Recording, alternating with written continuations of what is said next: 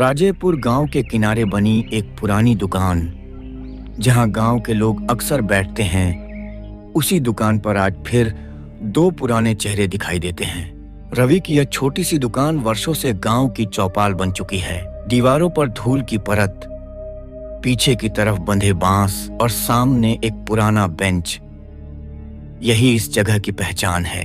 रमेश चाचा और गंगाराम बाबा हमेशा की तरह अपनी जगह पर बैठे हैं।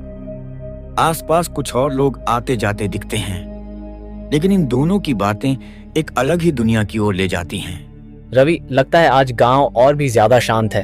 हाँ चाचा, अब शाम का रंग भी बदल गया है। पहले कितनी हलचल रहती थी, अब जैसे हर कोई अपने में ही खो गया है। हमारे समय में इस दुकान पर बैठना एक रस्म थी। यहाँ से दिन का अंत होता था और किस्सों की शुरुआत। रवि, जो दुकान के भीतर कुछ काम कर रहा था, अब पास आकर बैठ जाता है।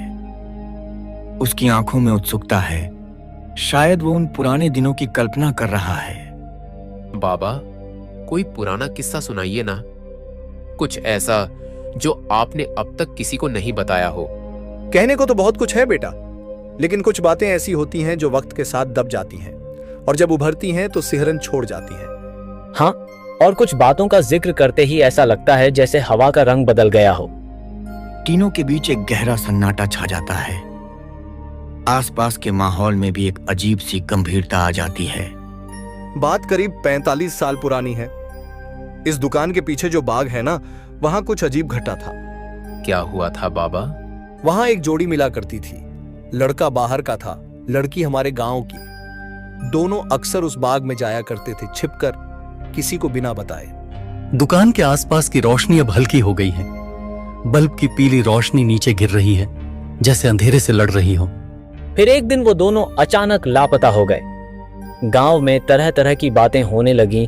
कोई कहता भाग गए, कोई कहता कुछ अनहोनी हुई। कुछ लोगों ने रातों में बाग से अजीब सी आवाजें सुनी, कभी किसी की रोने की, कभी किसी के चलने की। रवि ध्यान से सुन रहा है। उसकी सांसें गहरी होती जा रही हैं, जैसे कहानी उसे खींच रही हो। क्या कभी कुछ दिखा बाबा? लड़का तो कभी नहीं दिखा, पर लड़की की चीखें कई रातों तक सुनाई दी। और एक रात गांव के एक बुजुर्ग ने कहा कि उसने उस बाग में किसी को चलते देखा था, पर जब पास जाकर देखा तो वहां कुछ नहीं था। पास की दीवार पर लगी एक पुरानी तस्वीर रवि की नजर में आती है। एक मेले की तस्वीर, जिसमें एक अनजान युवक और युवती दिखते हैं। शायद वही जोड़ी। रवि, उस बाग में अब कोई नहीं जाता। कहते हैं वहां एक सीमा है जिसे पार करते ही कुछ बदल जाता है। अगर तुझे सच जानना है तो वहां जाना होगा, पर याद रख, वहां जो दिखेगा वो तेरा पीछा नहीं छोड़ेगा। हवा अब ठंडी हो चली है। दुकान का बल्ब टिमटिमाने लगा है, जैसे गांव की रूह जाग गई हो और अब किसी को पुकार रही हो। राजेपुर की सुबह बाकी गांवों जैसी ही लगती है। चिड़ियों की चहचहाहट, कुएं से पानी खींचती औरतों की आवाजें और खेतों की ओर जाते कुछ किसान। लेकिन इस सुबह में कुछ अलग है। रवि की आंखों में नींद कम और उलझन ज्यादा है। शायद रात की बातें उसके जहन में रह गई हैं। रवि अपनी दुकान के सामने बैठे हुए कुछ सोच रहा है। लोग आते जाते हैं, लेकिन वो ध्यान नहीं देता। उसकी आंखें सामने उस सुनसान बाग के रास्ते की ओर टिक गई हैं। वही बाग जहां का जिक्र गंगाराम बाबा ने किया था। क्या वाकई ऐसा कुछ हुआ था, या ये सब गांव के बुजुर्गों की बनाई गई कहानी है? तभी रमेश चाचा दुकान के पास आते हैं। उनका चेहरा हमेशा की तरह शांत है, लेकिन आंखों में आज कुछ गहराई दिखती है। रवि उन्हें देखकर धीरे से मुस्कुराता है। आज बहुत चुप हो बेटा, सब ठीक? चाचा, वो बाग की बात जो आपने और बाबा ने कल कही थी, क्या वो सब सच था? बेटा, गांव की जमीन बहुत कुछ जानती है, लेकिन वो सबको नहीं बताती। जो देखा है वो समझता है, बाकी लोग बस कहानी कहते हैं। रवि के चेहरे पर जिज्ञासा साफ झलकती है। उसका मन अब खुद जाकर उस जगह को देखने को कह रहा है। वो जानता है कि जवाब वहीं मिलेंगे जहां से डर शुरू होता है। शाम होते होते रवि अकेले ही दुकान बंद करता है। हवा में हल्की ठंडक है और आसमान पर बादल मंडरा रहे हैं। वो बिना किसी से कुछ कहे उस सुनसान बाग की ओर बढ़ता है। राजेपुर का यह बाग अब वीरान हो चुका है। कभी यहां आम और जामुन के पेड़ लदे रहते थे, बच्चे खेलते थे और हरियाली झूमती थी। अब वहां सिर्फ सूखे पेड़, झाड़ियों के बीच की पगडंडियां और अजीब सी खामोशी बची है। रवि बाग के किनारे पहुंचता है। वहां लगा टूटा हुआ लकड़ी का गेट अब भी झुका हुआ है। वो चारों ओर नजर घुमाता है, कोई नहीं, सिर्फ पत्तों की आवाज और हल्की सी सीटी जैसी हवा। यही जगह है जहां वो दोनों मिला करते थे। वो एक पेड़ के पास जाता है जहां जमीन थोड़ी नीची है, जैसे कोई गड्ढा सालों पहले खोदा गया हो और फिर मिट्टी से भर दिया गया हो। वहां पास में एक टूटा हुआ कांच का टुकड़ा जमीन से आधा बाहर निकला हुआ है। रवि उसे छूने की कोशिश नहीं करता, याद है उसे किसी चीज को हाथ में नहीं लेना है। वो झुककर बस ध्यान से देखता है। उस कांच के टुकड़े में जैसे कुछ हल्की सी परछाई झलकती है। ये क्या है? अचानक उसे पीछे किसी के चलने की आवाज आती है। वो तुरंत पलटता है, लेकिन वहां कोई नहीं। एक पल को सब कुछ थम जाता है। वो फिर से सुनता है हल्के कदमों की आवाज, धीरे धीरे, जैसे कोई नंगे पैर सूखी पत्तियों पर चल रहा हो। कौन है वहां? कोई जवाब नहीं आता। सिर्फ एक ठंडी हवा का झोंका रवि के कानों के पास से गुजरता है और उस हवा में एक अजीब सी गंध है, जैसे पुराने कपड़ों या मिट्टी में गड़ी किसी चीज की। रवि पीछे हटता है, लेकिन तभी वो पेड़ जिसकी छांव में वो खड़ा था अचानक हिलने लगता है, जबकि बाकी पेड़ शांत हैं। रवि कुछ पल खड़ा रहकर उस पेड़ को देखता है। उसकी नजर ऊपर जाती है। एक शाख पर कुछ झूलता हुआ सा दिखता है, जैसे कोई कपड़ा। वो ध्यान से देखने की कोशिश करता है। वो एक पुराना दुपट्टा है जो हवा में लहराता हुआ फंसा है और जिस पर लाल रंग के धब्बे हैं।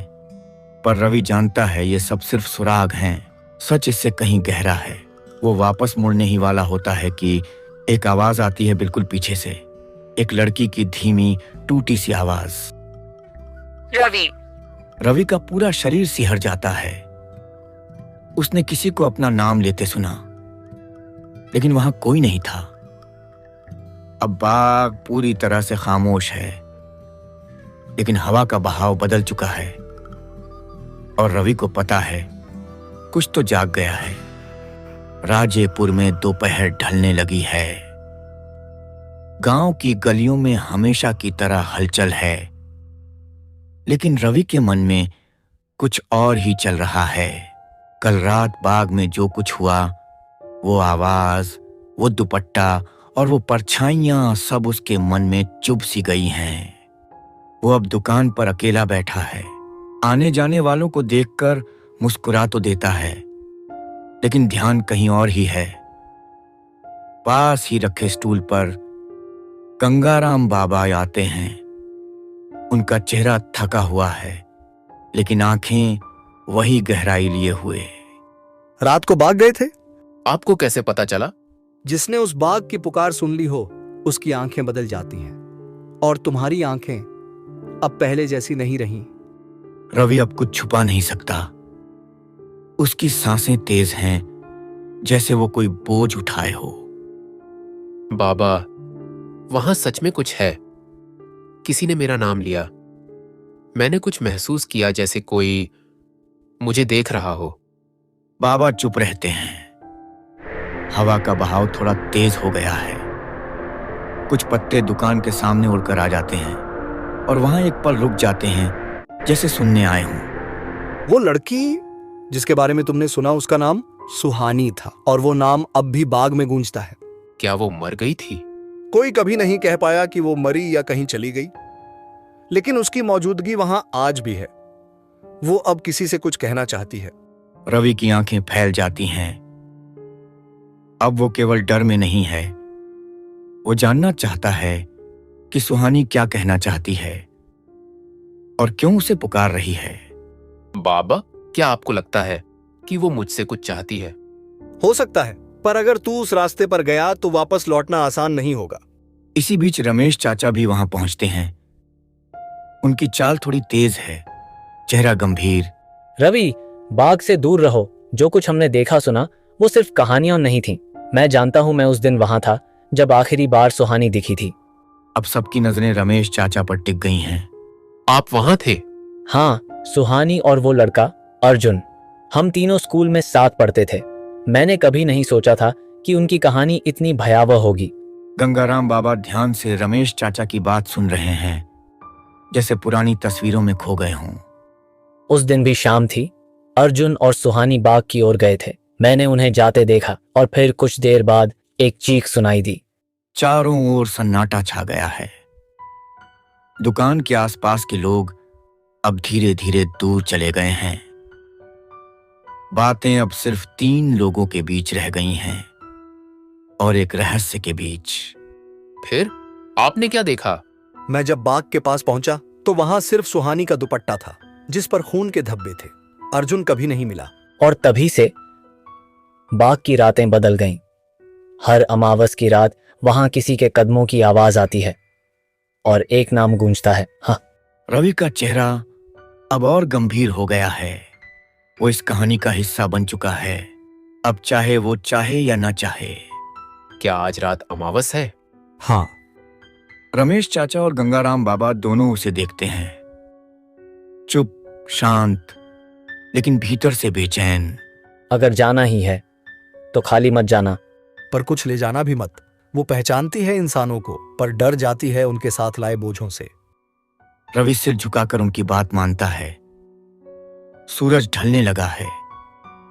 आज की रात उस बाग में फिर कोई कदम रखेगा और शायद इस बार कोई जवाब मिल जाए, या फिर कोई और राज हमेशा के लिए खो जाए। गांव पर अब रात की चादर उतर चुकी है। आसमान काला है, चांद कहीं नहीं दिखता, सिर्फ तारों की झिलमिलाहट और दूर कहीं से आती सियारों की आवाजें। राजेपुर की गलियां जो दिन में जीवन से भरी होती हैं, अब वीरान हो चुकी हैं। गांव के एक कोने में रवि अपनी दुकान के बाहर खड़ा है। उसकी आंखें सामने उस रास्ते को देख रही हैं जो सीधे बाग की तरफ जाता है। उसके पीछे थोड़ी दूरी पर गंगाराम बाबा और रमेश चाचा खड़े हैं। दोनों चुप हैं, कोई कुछ नहीं कहता। शब्द अब बेकार हैं। अब वक्त है उस अज्ञात की ओर कदम बढ़ाने का। बेटा, याद रख, हर आत्मा की अपनी पीड़ा होती है। उसे सुन, लेकिन भीतर मत ले जा। अगर कुछ अजीब महसूस हो तो आंखें बंद करना। कभी कभी दिखने वाला सच इंसान की समझ से परे होता है। हाँ। रवि उनके शब्दों को मन में बिठा लेता है। वो चुपचाप बाग की ओर बढ़ता है।